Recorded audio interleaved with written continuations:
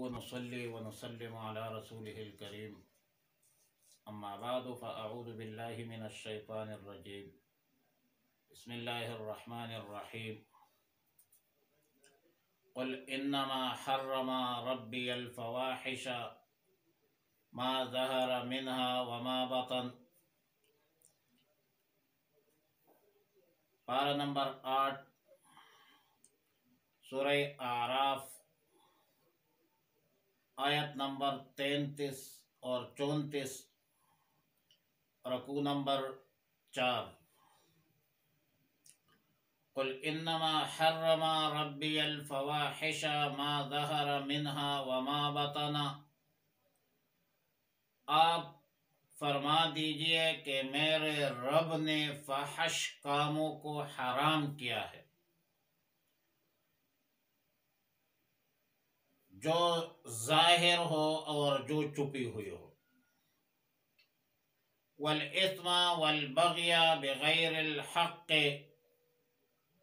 اور حرام کر دیا ہے گناہ کو، ظلم کو جو ناحق ہوتا ہے۔ وَأَن تُشْرِكُوا بِاللَّهِ مَا لَمْ يُنَزِّلْ بِهِ سُلْطَانًا، اور اس بات کو حرام کر دیا ہے کہ شریک کرو اللہ کے ساتھ کسی ایسی چیز کو جس کی کوئی دلیل اور سند نہیں ہے۔ وَأَن تَقُولُوا عَلَى اللَّهِ مَا لَا تَعْلَمُونَ، اور یہ کہ کہو یا اللہ کے ذمہ وہ باتیں لگاؤ جو تم کو معلوم نہیں۔ وَلِكُلِّ أُمَّةٍ أَجَلٌ، اور ہر امت کے لیے ایک وقت مقرر ہے۔ فَإِذَا جَاءَ أَجَلُهُمْ لَا يَسْتَأْخِرُونَ سَاعَةً وَلَا يَسْتَقْدِمُونَ، جب آ پہنچے ان کا اجل تو پیچھے نہیں ہٹیں گے ایک گھڑی اور نہ آگے ہوگی۔ آیات مذکورہ آیت نمبر 33 میں ان چیزوں کا بیان ہے جس کو اللہ تعالی نے حرام قرار دیا ہے، اور شوم قسمت، بدقسمتی سے، بدبختی سے لوگ ان چیزوں کو جن کو اللہ نے حرام قرار دیا ہے، جن کو اللہ نے ممنوع قرار دیا ہے، ان سے پرہیز اور گریز اختیار نہیں کرتے، اور جن چیزوں کو اللہ نے حلال قرار دیا ہے لوگ ان سے گریز کرتے ہیں، ان سے پرہیز کرتے ہیں۔ اب یہ ایک قسم دوہری جہالت ہے، اور یہ لوگ دوہری جہالت میں، سفاہت میں، بیوقوفی میں مبتلا ہے۔ اللہ کی طرف سے عمدہ اور نفیس چیزوں کو حرام سمجھتے ہیں، اور واقعتاً جن چیزوں کو اللہ نے حرام قرار دیا ہے اس کو حلال سمجھتے ہیں۔ جن چیزوں کا استعمال اللہ کے غیظ و غضب کا ذریعہ بنتا ہے، اخروی عذاب کا نتیجہ بنتا ہے، جن چیزوں کے استعمال کرنے سے اپنے آپ کو اللہ کے غیظ و غضب اور اخروی عذاب کا مستحق بناتے ہیں، وہ چیزیں استعمال کرتے ہیں، وہ باتیں مانتے ہیں، اور جن کو اللہ نے حلال قرار دیا ہے اس سے گریز کرتے ہیں۔ خسرت دنیا والآخرہ، دنیا میں اللہ کی نعمتوں سے محروم ہے اور آخرت میں اللہ کی رحمت سے محروم ہے۔ فرمایا انما حرم ربی الفواحش ما ظہر منها وما بطن۔ یہ بطور تاکید گزشتہ مضمون کا اعادہ ہے کہ آپ فرما دیجئے کہ میرے رب نے فحش چیزوں کو حرام قرار دیا ہے۔ فحش قول ہو، گفتگو ہو، یا فحش فعل ہو، اللہ نے حرام قرار دیا ہے، ظاہری ہو یا باطنی ہو۔ ظاہری قول و فعل ہو، باطنی قول و فعل ہو، لیکن اگر فحشا پر مبنی ہے، جیسا کہ ننگے طواف ہے یا لوگوں کے سامنے ستر کھولنا ہے، زنا ہے، زنا کی دعوت ہے، زنا کی دواعی ہے، ظاہری طور پر، خفیہ طریقے پر طور پر، یہ سب فحشا میں داخل ہے اور اللہ نے اس کو حرام قرار دیا ہے۔ ہاں الا الزوجین، میاں بیوی کے درمیان جو گفتگو ہے وہ اس ممانعت میں داخل نہیں ہے۔ والاسم، اللہ نے گناہ کو حرام قرار دیا ہے، اور لفظ اسم میں وہ تمام گناہ شامل ہے جن کا تعلق انسان کی اپنی ذات سے ہو، ذاتی نافرمانی جو اللہ کی ہو، رسول کی ہو، اس کو یہ سب اس کو شامل ہے اسم۔ مثلا نماز نہ پڑھنا،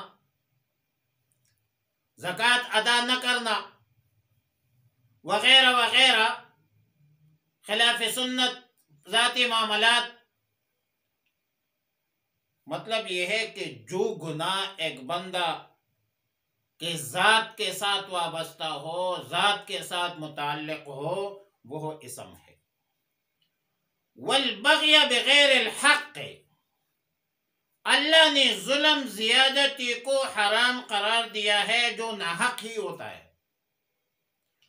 اور بغی میں وہ گناہ شامل ہے جس کا تعلق دوسروں کے معاملات، دوسروں کے حقوق سے متعلق ہو، وابستہ۔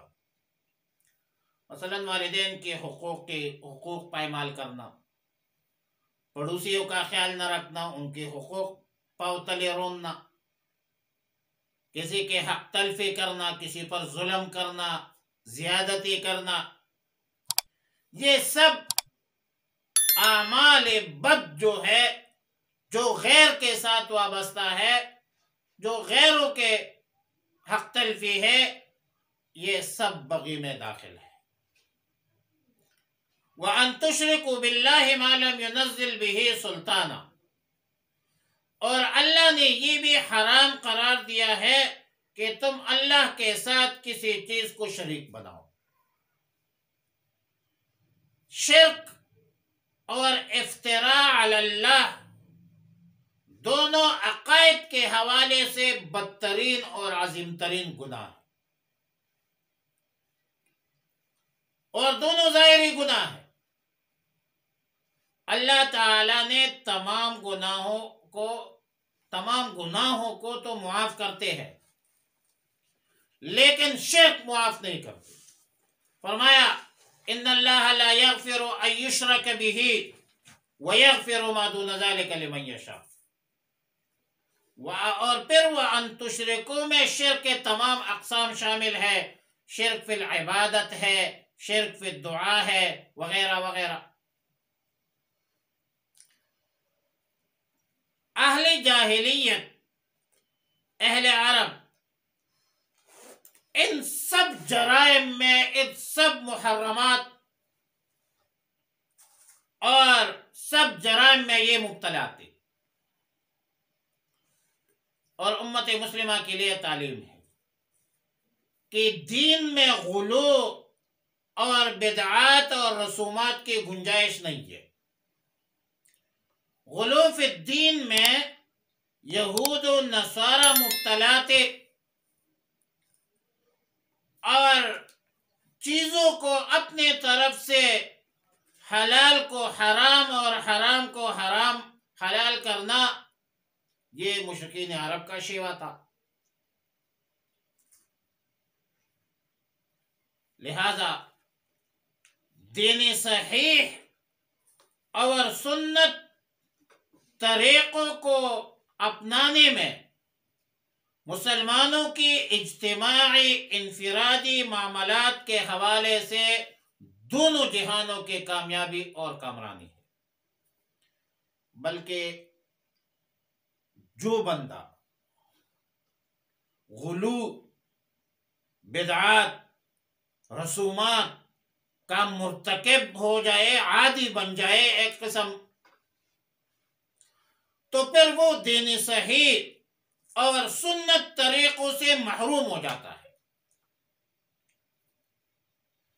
دین صحیح اور سنت سے محرومی ظاہر ہے کہ یہ بہت بڑی شقاوت ہے، بہت بڑی بدبختی ہے، تباہی ہے، بربادی ہے۔ دین جو ہے اس پر تو چلنا چاہیے، دین سے دور نہیں ہونا چاہیے۔ اور آیت نمبر 34 میں فرمایا وَلِكُلِّ أُمَّةٍ أَجَلٌ، ہر امت کے لیے ایک اجل مقرر ہے۔ اجل کا معنی نیٹا ہے، یعنی سب کے لیے ایک وقت مقرر ہے، ایک مدت، ایک مقررہ مدت تک کھاتے پیتے رہیں گے، اور جس امت پر عذاب آتا ہے اس کا بھی ایک وقت مقرر ہے۔ امام بغوی رحمۃ اللہ علیہ لکھتے ہیں قال فی معالم التنزیل جلد 2 صفحہ نمبر 185 مدت اکل و شرب، وقال ابن عباس رضی اللہ تعالی عنہما وعنہما اجمعین وعطا والحسن، یعنی وقت لنزول العذاب بهم فإذا جاء أجلهم وانقطع أكلهم لا يستأخرون ساعة ولا يستقدمون إلا يتقدمون، جب ان کے اجل آ پہنچے گی تو ذرا بھی دیر نہیں ہوگی، ذرا بھی تاخیر نہیں ہوگی، اور مقدم ہونے کا تو موقع رہا ہی نہیں ابھی۔ اور نیز معالم التنزیل یہ بھی لکھتے ہیں کہ یہ آیت اس موقع پر نازل ہوا ہے جب لوگوں نے عذاب کا سوال کیا، یعنی لوگوں نے کہا کہ یا اے اللہ کے پیغمبر، اگر آپ سچے پیغمبر ہیں تو اللہ ہم پر عذاب کیوں نازل نہیں کرتے، ہمیں ہلاک کیوں نہیں کرتے، اور ہمیں برباد کیوں نہیں کرتے۔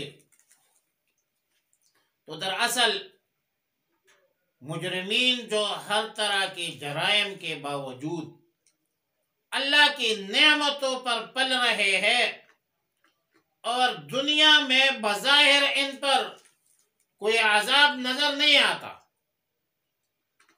تو اس عادت اللہ سے یہ لوگ غافل ہے، حالانکہ اس کو غافل نہیں ہونا چاہیے۔ اسی لیے کہ اللہ تعالی مجرمین کو جو اپنی رحمت سے ڈیل مہلت دیتے ہیں، یہ مہلت اسی لیے دیتے ہیں کہ یہ مجرمین اپنے جرائم اور قبیح حرکات اور سکنات سے باز آ جائے، لیکن مہلت کا بھی ایک میعاد ہوتا ہے، ایک مقررہ وقت ہوتی ہے، جب وہ میعاد پہنچ جائے، جب وہ گھڑی پہنچ جائے تو پھر ایک سیکنڈ، ایک گھڑی آگے پیچھے نہیں ہو سکتی۔ اور کبھی عذاب دنیا میں ہی آ جاتا ہے، اگر دنیا میں عذاب نہ آئے تو مرتے ہی عذاب میں مبتلا ہو جاتا ہے، عذاب قبر سے پھر عذاب سٹارٹ ہو جاتا ہے۔ اور آخر میں ایک بات کہ لا یستاخرون ساعتا، تو ٹھیک ہے، تاخیر تو ممکن ہے، ولا یستقدمون، اور مفسرین لا یتقدمون باب استفعال باب تفاعل کے معنی پر لیتے ہیں،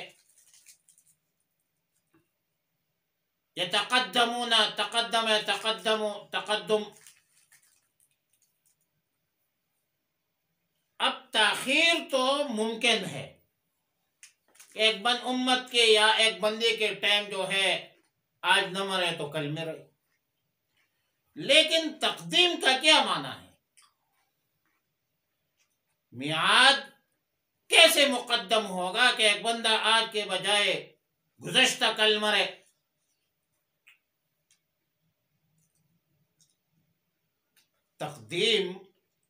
تقدیم اجل اور میعاد میں تقدیم کیسے ہوگا، اس کا معنی کیا ہے؟ جواب یہ ہے کہ یہ عوام الناس کی محاورہ پر محمول ہے۔ جیسا کہ عرف عام میں، معاشرے میں، سوسائٹی میں ایک خریدار دکاندار سے کہتا ہے کہ قیمت میں کچھ کمی زیادتی کرو، یا اس پروڈکٹ میں، اس چیز میں کچھ کمی زیادتی ہو سکتی ہے۔ ظاہر ہے کہ ایک خریدار کا مقصد